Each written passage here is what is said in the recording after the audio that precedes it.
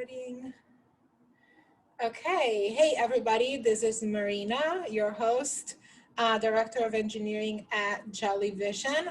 Today I'm super excited to have Mary Cecola with me, who's currently the CTO of Ariel Investments. And then Mary, I will give you a whole bio to my listeners here. But I love that, to start off, that you graduated from NIU, and I'm a fellow NIU alumni. Tell me about that experience. Like, who was Mary before college and into college, and how did you get into tech and computer science?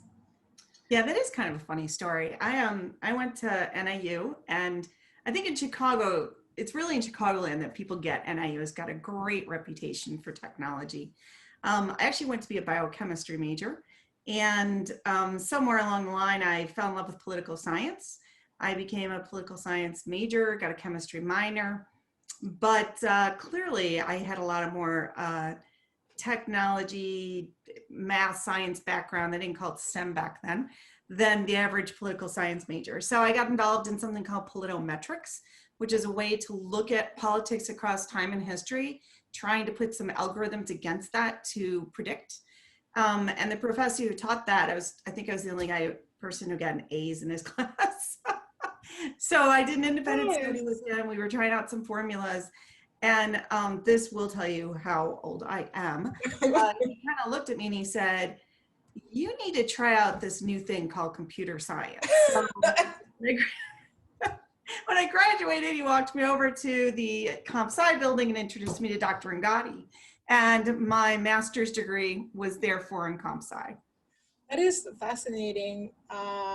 You definitely seem like you had a niche for mathematics at the time. Were you always a math student growing up? I would say I had a good interest in both math and the different sciences, as well as I really do enjoy history and political sciences and politics. It's kind of looking at the different philosophers, the different way things have happened. I like to call it macro politics, not the minor ones or a day, but looking at things from a distance. So I've always enjoyed history. So it kind of all goes together. I think people forget there's a great book out that talks about the way different inventions have completely changed histories.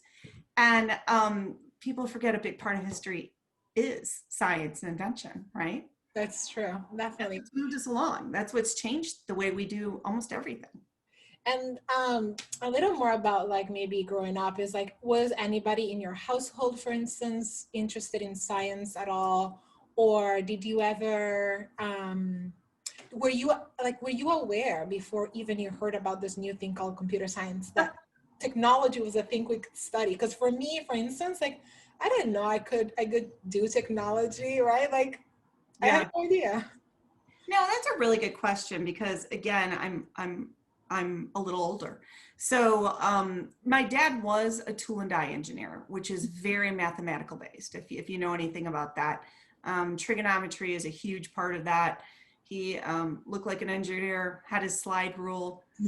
When the first calculators came out, I mean, I hate to say, I was alive when transistor radios kind of came out, and that was the transistor is the first movement to a computer. So yeah, I've kind of lived through that evolution from, the large mainframes to, instead being on a PC. And my first job, we were straight mainframe for 2 years. And then the group I was in, actually, the two of us got the first PCs on the floor. It was so interesting. So I would say, yes, there's mathematics in our background. I would say, more importantly, kind of going through that evolution, being interested in it as things came along and wanting to try new things. Nice. I like that. My dad was also kind of like he was more like an entrepreneur, but he dabbed in computers in his spare time. And that's how I think I got my first little, like, oh, this could be interesting for me. And I like that. So, dad stories are always great to me in that way. But more than anything, like, okay, so you went from political science, which I'm assuming you had, other females or other women in class with you. to then a master's in computer science, and you were telling me there was only a few of you. What was that like? There was two of us, me and my friend Donna, and I knew of Donna, but we didn't really become friends until we became the only two women in the master's program at the time. Nice. And I think there hadn't been women for a couple semesters, so I always think we were a bit of the oddity at the time. Like there's actually a girl in one of the offices. But even at that time, we talked about how few women there were in computer science. And her and I were really good at it. I did find at Northern, we didn't have to fight for the fact we were good at computer science because we were women. That didn't come up to us there. And I don't think I felt that until I got out of college and people are like, you can't be technical. And I'm like, what are you talking about? I just did a master's where I had to turn, assembler opcode into hex. I can do this. And people were like, wait, what? You're technical? So that's been an uphill battle since college, I will say. Yeah, same here. I got that quite often, and sometimes it's hard to turn off the voices, let me tell you. But we'll talk about that as we get into your history. Is Dana still are you and Dana still in contact? She's in California. She went to work for Amdahl. Remember, Northern was a big mainframe shop back then, and California took a lot of the graduates. But yet we're Christmas card friends, I would say. Oh, nice. So you both in tech, and you both in tech. Nice. That's awesome. If I get out to Northern California, I'll probably bring her up, but it's not we talk all the time. Yeah. Cool. And then I also noticed that you have a degree from the London Business School. Was that like many years later into your career? Yeah, so it was a leadership program is what I got from there.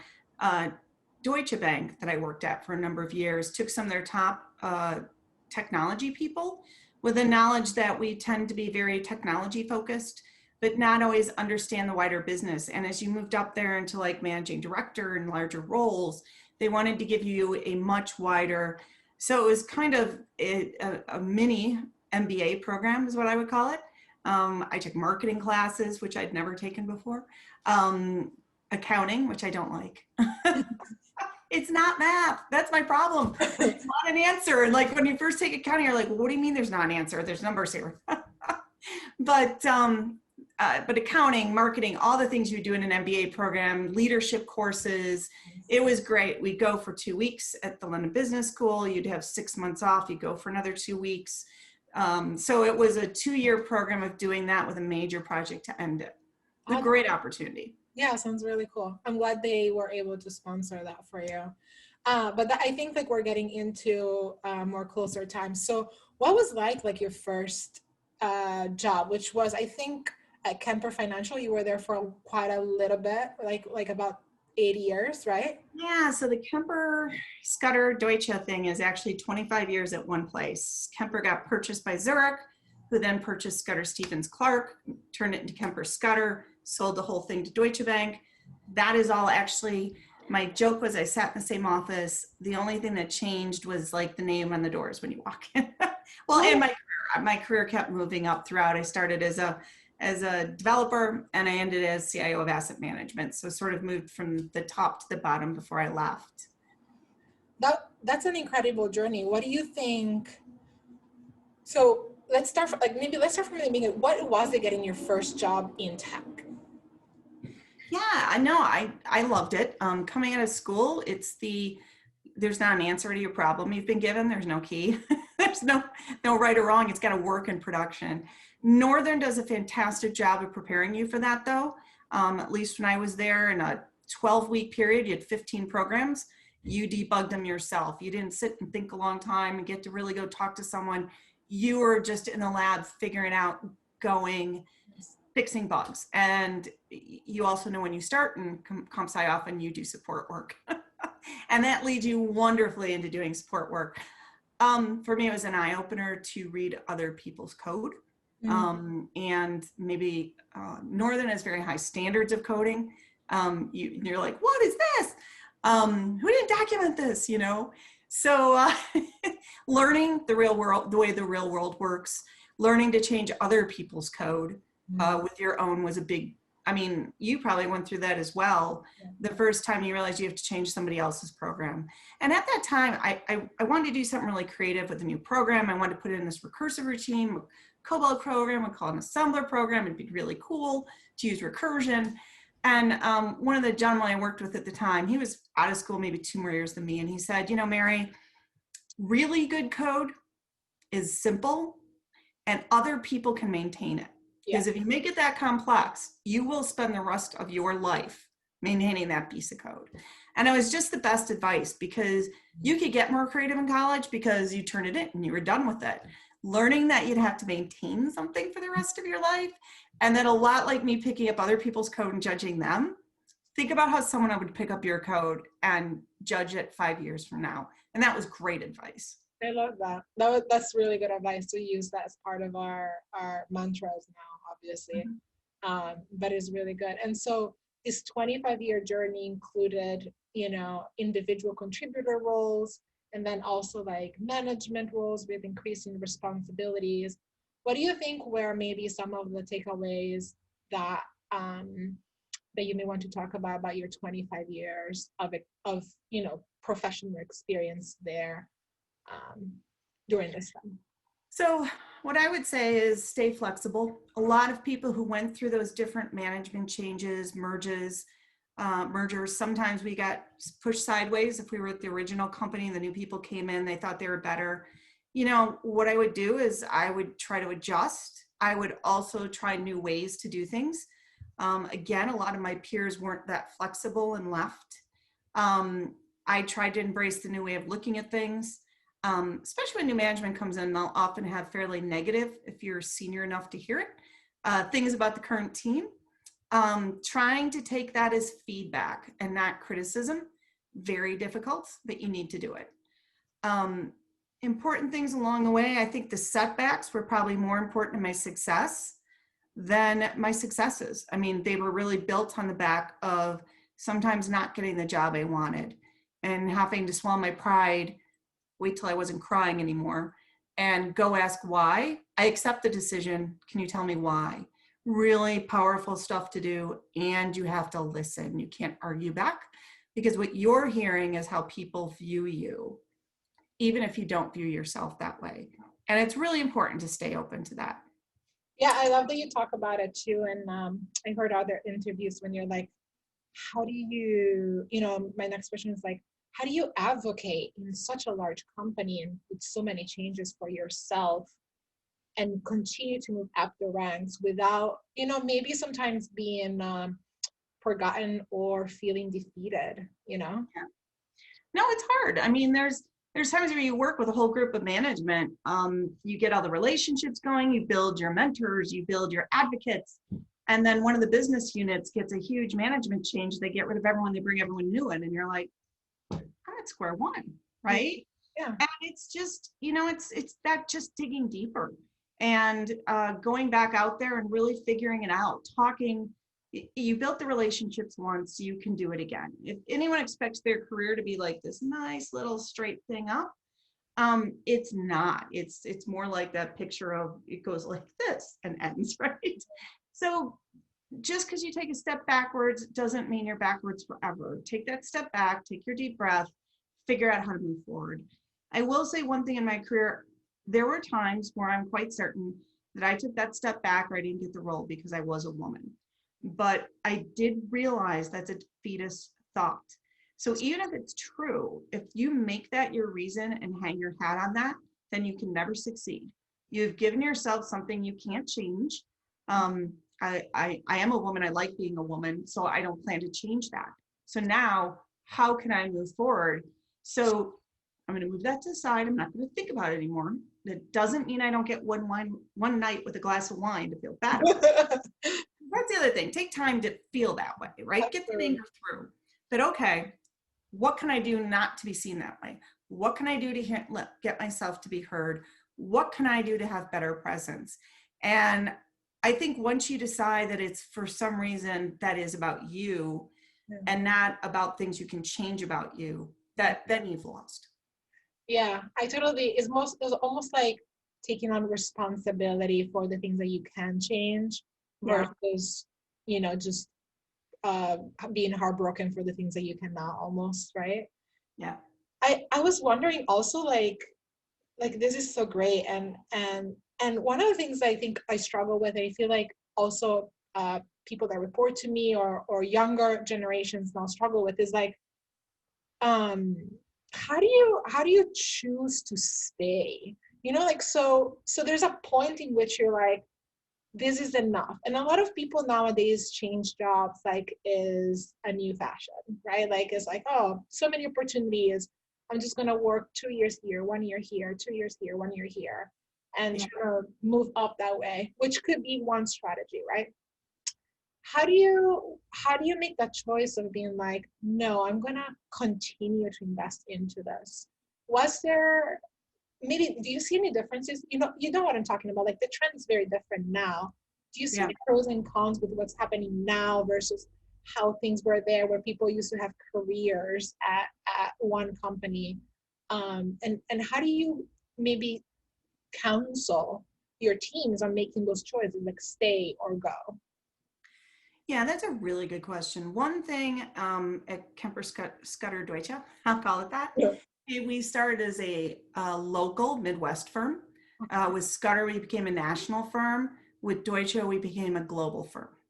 I started in a brokerage system. I got an opportunity to move over and do a transfer agency system. I then got an opportunity to move over to do financial systems, trading, equity, fixed income, all of that, continuing to grow sort of my business knowledge. And then ultimately ended up kind of on the sales and marketing side. It was kind of a joke near the end. My boss, who was CIO of asset management at the time, said, you've actually run every area of asset management now, IT. But I did have the opportunity, even when I felt left behind or put sideways sometimes, to learn something new. And I got the opportunity, even though it was 25 years, to do different positions. I think learning new business is just as good as learning new technology and the ability to try some things. I think when I was ready to leave Deutsche was when I was at the top. I had nowhere to go. I felt more like a politician than I felt like a technologist. I love technology. I like getting in there. I like understanding. I like to build the strategy, and I love making a strategy happen. Like that's the beauty, is you build that strategy, you build the team, and you make it happen. I mean, that's real joy. When you can't get that joy anymore, or there's no place left to go, I think that's a good time to move. Sometimes if you're bored in your company, but you're thinking, I want to try something over there, ask.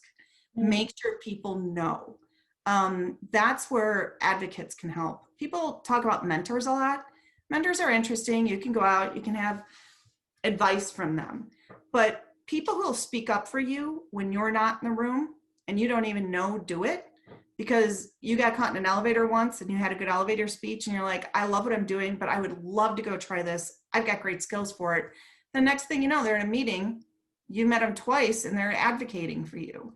So I would say, always have that elevator speech if you know what one is. Because when you get caught with someone, sometimes you don't want to be like, hey, how was your weekend? It's your opportunity to advocate for yourself, and you can create your advocates in an organization. I think when you can't move up, when there's no more places you want to go or feel like you can learn, that is a good time to change roles. Or if you've hit a point of misery and can't get out. And there are people who stay in jobs for a long time and they're very miserable. I've had people I've hired out of roles who've told me they have PTSD from their old bosses, and that's probably a bad thing. Yeah, we don't want to get to that point. Exactly. Real. I mean, some people sit in places where they just feel like they're kind of getting yelled at all the time and not being able to grow. And that's something to really think about. Nice. Well, I think that's super helpful. I wonder if affects, or if it affects you at all nowadays, how people change jobs so quickly, or does it happen in at your level, or do you see that happening in your organizations? So do you mean like in their career they jump around to get promoted? they jump around within the same industry. So like my team is always like 2 years young. I like to say it's always like we're always new, we're always fresh. And so as a manager, a lot of times we have to organize things a little bit different if we know that there's just the lifetime of the employee, right? Yeah. So I was wondering if you see that at all as a trend or maybe something that you've noticed and if it affects you at all. Yeah. Yeah, I think that's really fair. I think some people do. I ask that when I see in a resume if someone has moved around 2 years, 1 year, 2 years. I kind of bring that up and say, how do I know I'm bringing you in about the time? Because I don't think people add value to an organization for 6 to 9 months. It takes time to learn the organization, the way of doing things, the business. So if you're going to leave like 6 months after you're adding value, then I've invested more than I'm getting out. That said, I listen to the reasons because sometimes people weren't in the right place. And organizations, if they do want to hold on to people, have to think about bringing their comp up. I think IT is an area, specifically, you come out of college making a certain amount, 4 years later, you're probably making 30 to 40,000 more than that. If they have to leave to get those jumps, then as an organization, you're just encouraging them to leave. That makes sense. I like that. I like that answer because I like to look at my comp and look at market value as well in order to stay competitive with yeah, you know what you're worth, and that's important. If your organization doesn't share that, sometimes you have to move on to get that. And especially, I mean, I should say early in your career, especially your whole career, you're building a family, you're buying a house. Those are very important things too. I mean, we're not one-dimensional. And you asked me about talking about kids, yes, I had a son. I was a single mom for a while. That's a big part of your work life thing, but that's also why you have to be honest about what you're worth. Yeah. At what point, maybe in your career, which is something that happens, I think it's happened to me, where I'm like, okay, now I'm ready to have a family. I was wondering always like, is this going to affect the way I'm viewed at my workplace? I work with all of these guys. Some of them are much older, some are much younger, but most of them seem like they don't talk about family or they don't want to bring that up at work. How was that experience for you? And how was that decision? Was there any decision process that you made there? Well, I knew I wanted to have kids. I mean, I knew I was going to have kids. So that wasn't a question. I didn't have one until I was 30. So I felt like I had a good reputation at the firm I was at already when I did do it. But to the point you're making, as a manager, I am very supportive of both the women and the men on my team who say I have to go home and I'm picking the kids up. Mm-hmm. And I think it's really important. If you want to create an environment where people can talk about it and it isn't just a female thing, because women have to bring it up, right? But if you're not supportive on both sides, then you won't get that. So I actually will call it out when one of the guys is like, no, I got to take the kid to the doctor today. My wife has to go to work. I'm like, good for you. You're being a partner. You have to be supportive as that in a management structure in order to get rid of that sense of, oh, women raise the kids, not the men, right? Yeah. And not all firms are like that. Yeah, I like also like a trend when I started first working, I don't know if it was the same for you, you had maternity leave. And now it's called parental leave, where you can be adopting, or you can be the primary care, we're talking about primary caregiver and secondary caregiver. And so it's becoming a little bit more normative to bring this part of ourselves into the workplace. Yeah, it's really true. One thing I like at my current firm is every once in a while we'll be in a call and someone will bring a baby, whether it's a grandchild or their kid, and wave the hand before the meeting gets started. And it really humanizes us with each other, right? I mean, that's part of our lives. And especially with where work from home. When they do that, my son's 26 now. So I'll grab a dog and put it on my lap and be like, this is mine now. But the other thing is when I did it, I got 6 weeks and I was back at work. My husband got nothing. I love now that people are getting more weeks off, and the paternity leave is there and seen as important as the maternity leave. So I absolutely agree. And it's so big. I'm interested. I'm like, should we I want to talk about a little bit about COVID and maybe how this remote work has affected, if at all, your work specifically. But before I get into that, you have 25 years, and then you went into, remind me again. So we went into those 25 years, and then chief business technology offers at Federal Home Loan Bank in Des Yeah, Moines, correct? Then CIO at Antares, and then that turned into a CTO role into Ariel Investments. right. What were the biggest challenges you think you faced as you were moving into your executive roles? Um, and specifically, perhaps as a woman holding those roles? So, the good thing is it was a job I didn't get at Deutsche Bank. Um, Many years before I left, that I learned more about the concept of executive presence. And I would really encourage women to take classes on that. Um, I don't know why men seem to do it better, but then as I joke with my team, not all of them do. Some of them also could use executive presence classes, right? They always say women are mild and men speak up, but we're in IT. A lot of the guys are pretty mild too, right? Um, but I would say those changes, one, leaving Deutsche when I did, I took some time, 25 years, needed a little bit of a break. Right?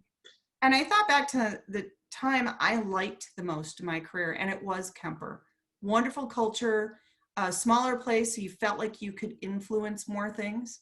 And I really wanted to get back to being hands-on technical. I had taken time to know my blind spots. I was extremely good at the application side, project management, landing large impossible projects. I had a hole in my career of not really knowing cybersecurity as well. And I knew infrastructure, but not enough to manage it.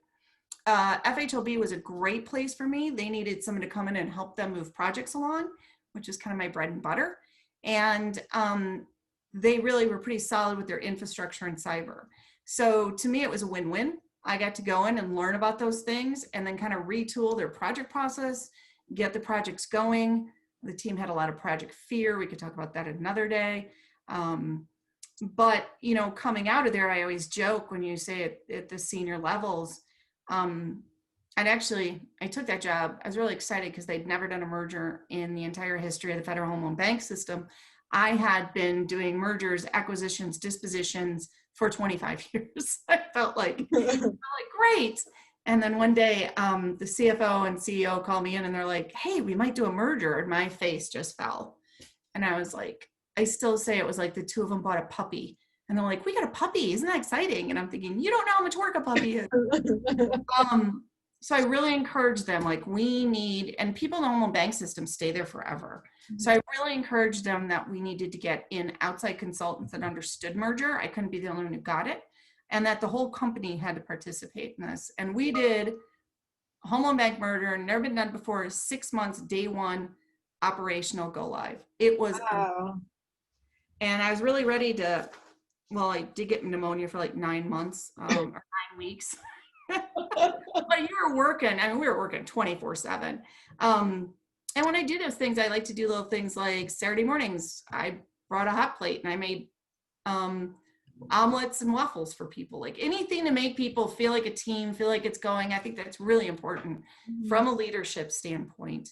And then it was pretty funny because some of the other senior leaders are like, hey, I'll help you make the omelets next week. So it was this real sense of kind of giving to the team that was giving up their weekends. And I think, that sends a wonderful message as leadership to be there doing it with them. But I thought I could rest on my laurels after that amazing merger. And then I got the call about my next job in Terry's. Coming out of GE, greenfield of technology, they wanted you to build everything from scratch. And I'm like, well, here's my task. I said I was going to learn cyber and infrastructure.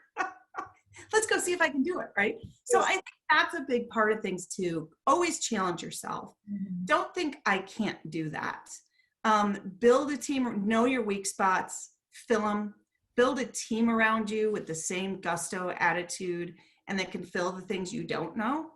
And that was a great project.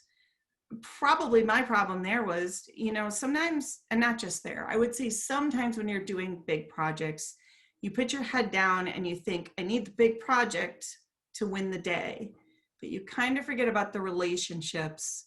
And I don't want to use the word politics like negative, but if you're not in the room with your senior partners all the time, they start to talk about you. Same thing as kind of your girlfriends, right? So it's not a negative, and people shouldn't see it as a negative, but always remember when you're in those roles, you need to manage up, you need to manage sideways, and you need to manage down. And if you're finding yourself managing down more because the project's really large or something, start putting time on your calendar to go do it. Make lunch, coffee appointments with people. Make sure you're still reaching out to those around you. I think a few times in my career, I put my head down and thought, I'm going to be successful. I get this project done.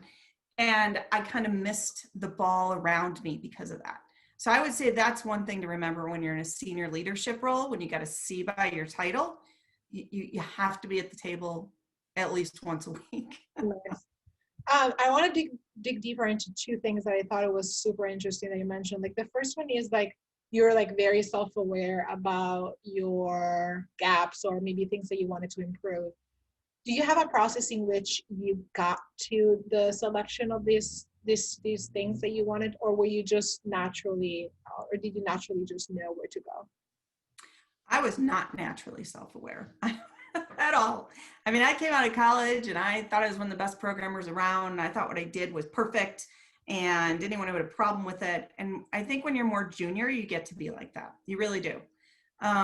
But as you move up, it becomes more and more important. And I think it's a lesson I learned a couple times when I didn't get things. When people say, well, we move you in that role, but no one wants to report to you. I think you have to hear those things and not, react negatively. You got to think, wow, I didn't think I needed to spend my time making friends with my peers so that they could report to me. I thought I needed to work with my own team to be the most successful. And if I'm the most successful, people would report to me. And that, relationship building, that building consensus, I don't know if it always comes as naturally to us, to women as it kind of does to men. But knowing to be out there selling yourself, knowing to speak up about yourself, that elevator story that I told you about, I fought having an elevator story for years. I really did. I'm like, well, that's just ridiculous. They should know what I do. Blind spot. So I think it's, it's the miles, right? It's the down times where you learn that. Nice. And I am far more open to input right now than I've ever been in my life. And you would think at this point, I'd be like, hey, I'm successful. I know how to do it. And the truth is everybody can learn. And everyone can give you input. I love that. I like that because I'm in the middle of my career and I feel like I still don't do those things very well. And I love that advice. And it's definitely different, right? It takes a different type of awareness because if you're executing your project because it's very clear in metrics and in delivery, right? It's very obvious and in your face. Somebody's going to come and yell at you if you're not delivering what you need to deliver. But it feels like it's not obvious if you're not managing horizontally or up in terms of like if you're being successful at that. Do you have a gauge that you use to determine whether your side and up relationships are good? Or how do you coach your team to manage those two things? No, it's a really good point. And in one of my roles, I made the mistake of really working on my relationship with the person I reported to, the CEO I reported to. There were co-CEOs. I didn't work on the other one or some of the other C-suite people. So I was working with my team. I was making sure they knew I was presenting in meetings. I would say one thing, if when, you go around the table to present, all you're doing is saying, and I did this and I did that. Do you want to hear that from other people? Or do you kind of need to hear people talk about key topics more than just saying how great they are? I kind of look to the side because I feel like, when your relationships aren't good. I mean, let's be honest. You kind of know when you don't want to go down the hall and talk to, let's say, the CFO, because you just bump heads, right? And unfortunately, that often can be the person who derails you. So sometimes figuring out how you can build that bridge, and I've been good at that, and I've been terrible at that, and I can't say I'm the best at it, but I would say you do know when those relationships aren't good. Yeah, it's like like you said, avoiding this conversation is the greatest indicator that probably there's something to be fixed there. I like that. I mean, people would tell you to make a power map. Power maps are great if you want to do that, or just listing the people around you that you have to have a good relationship with, and maybe making a cycle of appointments to go talk to them about, how are things going? Is the technology working for you? What are your frustrations? Again, I used to those meetings of, let me tell you what I've done for you lately, and didn't really do the give me the input. And the input is more important because people, I mean, this is just, people 101. People like to be listened to and not talked to. So remember that. People always tell you to toot your own horn. I think it's important if you don't toot at all, but you can toot too much. Nice, I got it. And when you ask for feedback, do you have a special thing that you use to do that? Well, first off, do not ask for feedback if you're not in an emotional or mental state to receive it. Mm-hmm. So, I tell a lot of stories and I say I waited till I wouldn't cry. And that didn't mean tears didn't form, but I will say, and as soon as you sit down a meeting with someone senior and you burst into tears, you've probably lost. Mm-hmm. I'm just going to be honest. And it's not that crying isn't honest or true, but it's not businesslike. That doesn't mean you can't cry to your friends. It can't mean you're mad and you don't walk to someone's office and burst into tears. I am not saying that. I'm saying don't go have a relationship discussion on feedback and cry. So I just want to be clear about that. I'm not saying you can never cry at work. I have. I have too. And I know who sees those tears? Yeah. I think feedback, first off, is you might be surprised what you hear. Yeah. You have to be in a mental state that you don't defend yourself. It's best if you say thank you. A lot of people will want to say, can you give me an example of that? That's also a nice way of saying, I don't think I do that. So if you are looking for an example, make sure you're doing it with an open mind and saying something like, I just don't see it in myself. I hear you see it in me. Can you give me a moment? And sometimes they'll say, well, I can't remember it now. And I'm like, sometime in the moment, can you flip me a text and be like, yeah, just did it again. And I have found when I do it that way, people will. And you're like, oh, that's what you don't like. So again, it's not like, well, give me 3 examples of when I've done that, because that's pushback. It's the openness to say, I don't see it in myself. So it's using those words that you make sure they know it's safe to give you feedback. Yeah, absolutely. Creating a safe environment for receiving and giving feedback is definitely at the top of the list. All right. So yeah, go ahead. So many people won't give it to you because they're afraid, because people snap back at them when they give it. So if you want it, don't snap back.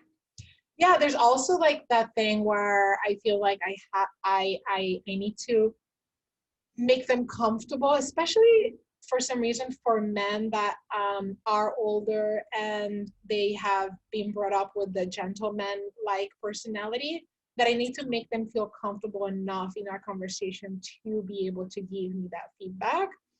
Have you experienced that at all in your career? Oh yeah. I've even seen it with women I've had report to me, and as they move under me, people are like, she's technically really good, but man, she is, she yells at everyone. And often I sat down and said, do you know you have this reputation? They're like, what? No one's ever told me that. And I'm like, I get it. Please don't yell at me. You're doing what I just told you. But you should know this is the reputation. And so what I see is a lot of people women get their careers derailed because of that reason. No one wants to say, stop being so mean, right? Maybe because they're afraid that they'll yell at them. But I have run into that. And that is why I've created ways of saying, I would like this job the next time.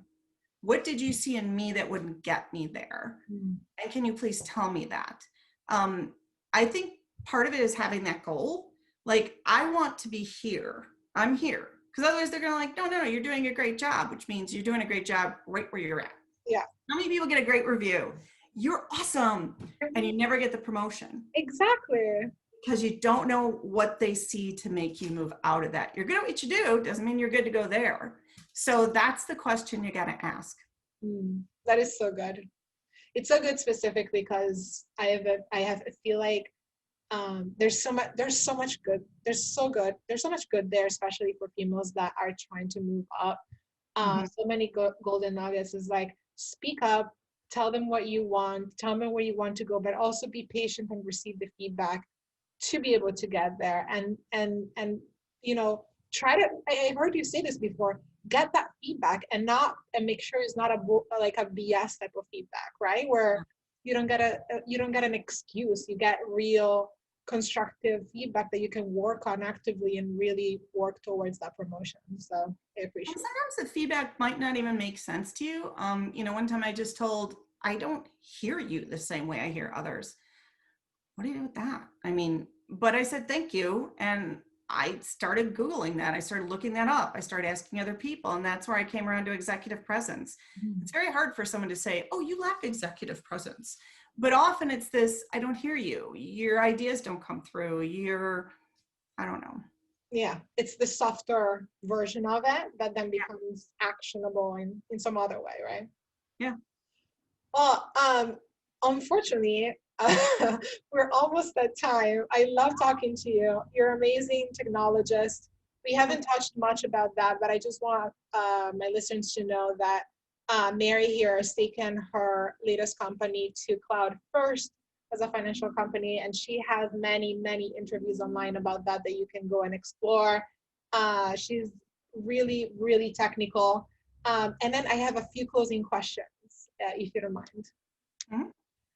So what is a lesson that, we talked about many, many lessons, but if there's one thing that you may want a woman in tech right now to know or to remember about all of the things we talked about, what is that one thing?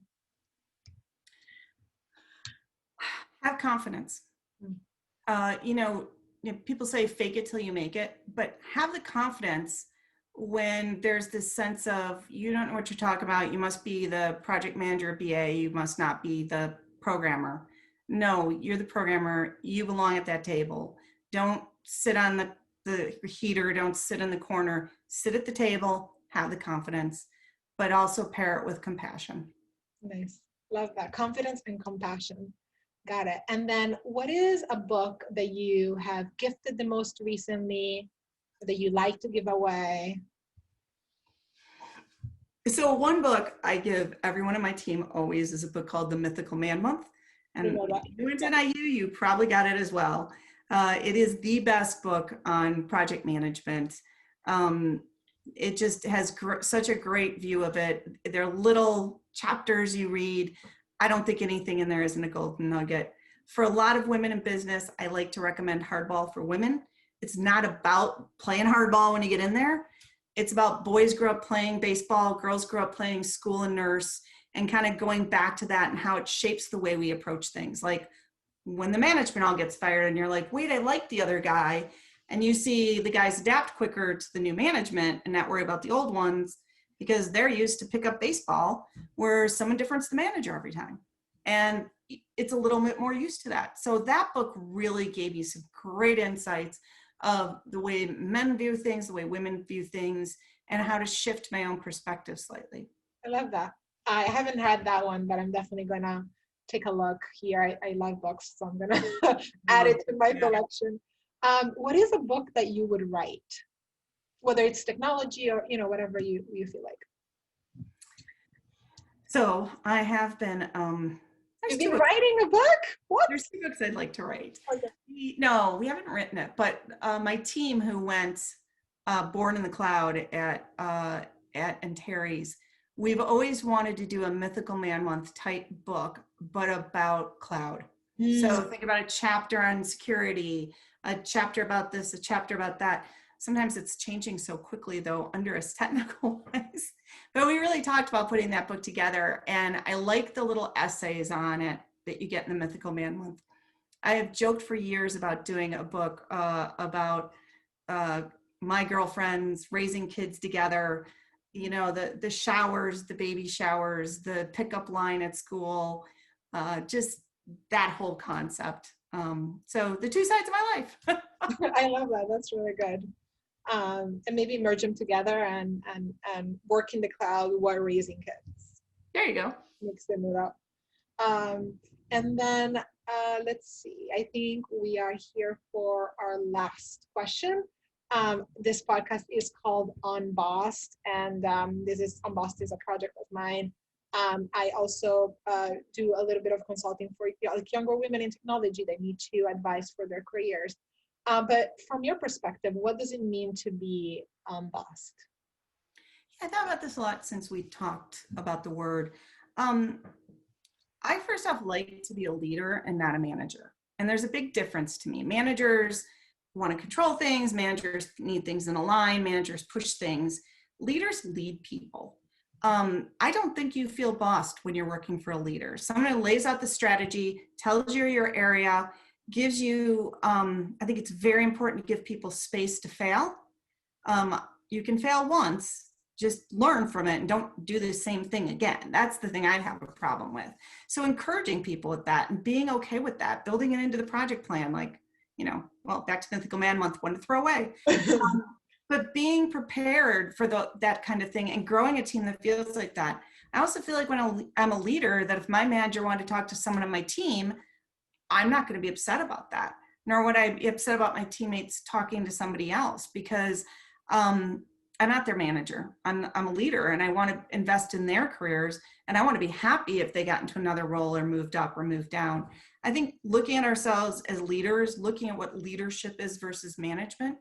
If you looked up the top 100 managers ever, there's no list.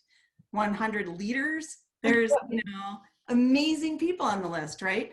So I think Unbossed is leading people in such a way that you develop and grow, and you help them to be safe and have an environment that they can experiment in.